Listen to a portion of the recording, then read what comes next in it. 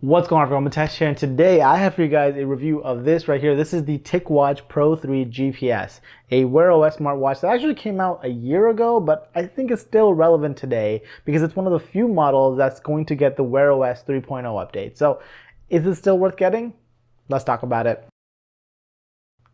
Alright, so before we dive into the review for this watch, I just want to say if this is your first time here, please consider hitting that like button and subscribe if you guys want to see more videos like this, as it helps the channel out tremendously. But anyways, I will be breaking this review down into 4 parts. We're going to be talking about the design of the watch, the performance, the battery life, and then finally the software.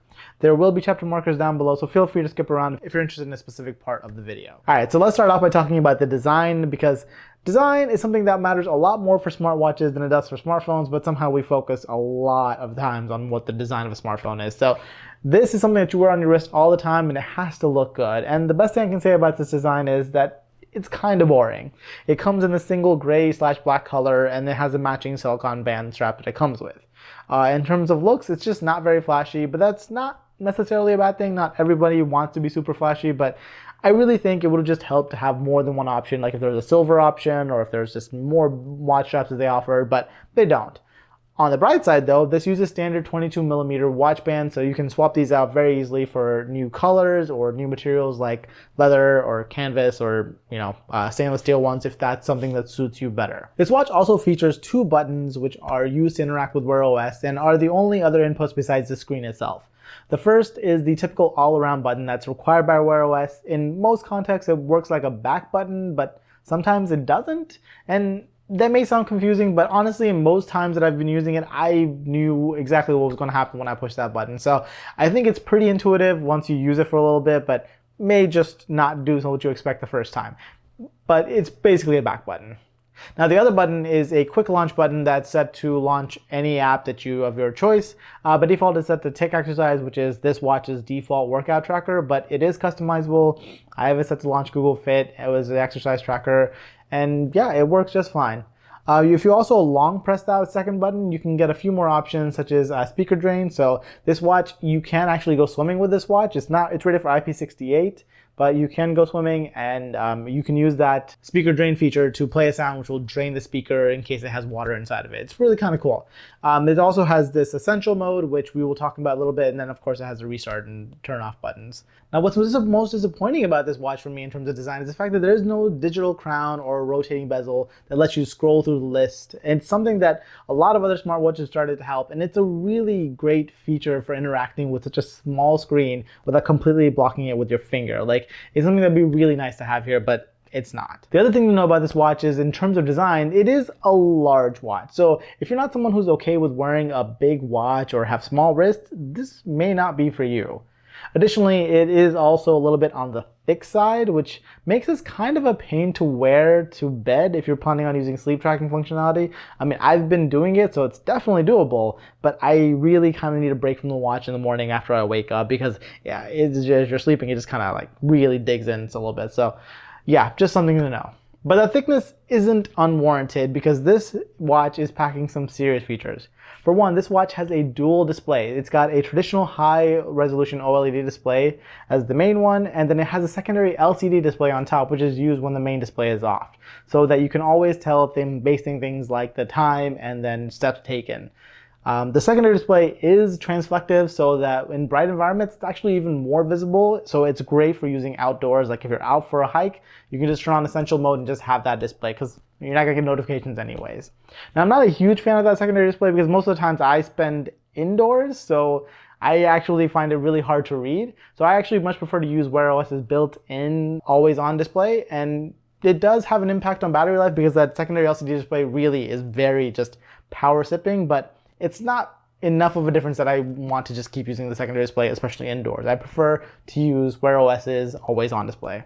Alright, so next up, I want to talk about the performance of this watch. So this is one of the few smartwatches in the market that uses Qualcomm Snapdragon Wear 4100. That's the processor that's in here. It's one of the most powerful smartwatch processors you can get right now, and paired with the 1GB of RAM makes this the fastest WearOS watch around. And there really isn't much lag at all when you're doing things with this. The only time I really kind of found a little bit of lag is when I was also using GPS, which I mean, I only use for runs, so I'm not really interacting with my watch, but I did notice that whenever the GPS was running, I found it to be just a little bit slower than normal. And this is with having 24-hour blood and blood oxygen and then heart rate tracking on all the time. So this watch really doesn't slow down at all. Now you have to be wondering how having all those monitors running is going to impact battery life. Well, the truth is it does impact battery life. So Mobvoi quotes that this watch can get 3 days of battery life, and I've only been able to hit that figure one time when I had all the health tracking features off and wasn't using GPS at all. Once I turned on all the health tracking, the 24-hour heart rate and blood oxygen tracking, and start using the GPS for runs and things, and doing sleep tracking, I was finding that my battery life was maybe a little bit closer to 2 days instead of 3.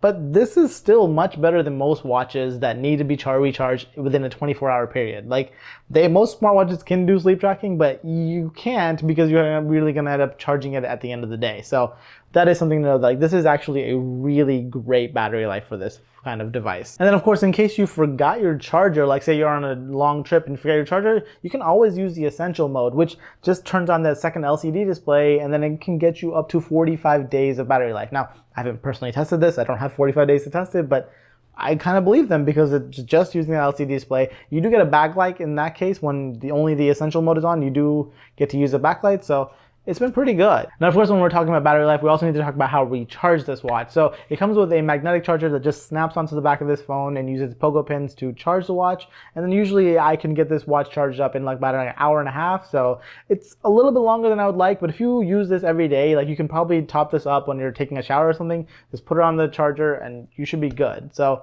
that is pretty cool. Additionally, what's really nice about this is the fact that you can buy third-party chargers. So there are some couple of stands that I bought that I just think they're really worth it. They're very cheap. They're like 14 bucks for a 2-pack, and I just keep them around, and then you can actually have a little stand instead of relying on the cable, which is not as convenient as just having a stand which you can stick this on. So that is definitely something I'd recommend. Link is in the description for those. But yeah, so in terms of charging, it's not that bad. It does take a while since this does have a big battery, but if you charge it every day a little bit, you'll be pretty much fine. You'll never have to worry about battery life with this. And then finally, I want to talk about the software on this watch. So other than the built-in Mobvoi specific apps for fitness tracking and health tracking, there really isn't anything else that I would consider bloatware on this. And it's a very clean version of WearOS 2.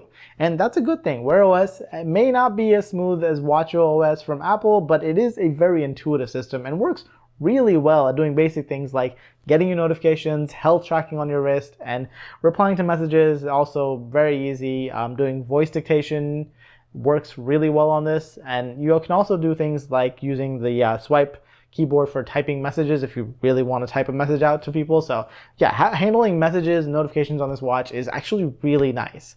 And then you can also take calls on this. Like there is a speaker and a microphone built in, so you can do this, though honestly I have not done it myself.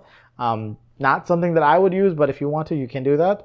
It also has NFC built in, so you can use Google Pay, and that is an awesome feature. Not having to take out my phone to pay with stuff, they can just put your watch on the little paying thing. That's a really nice feature.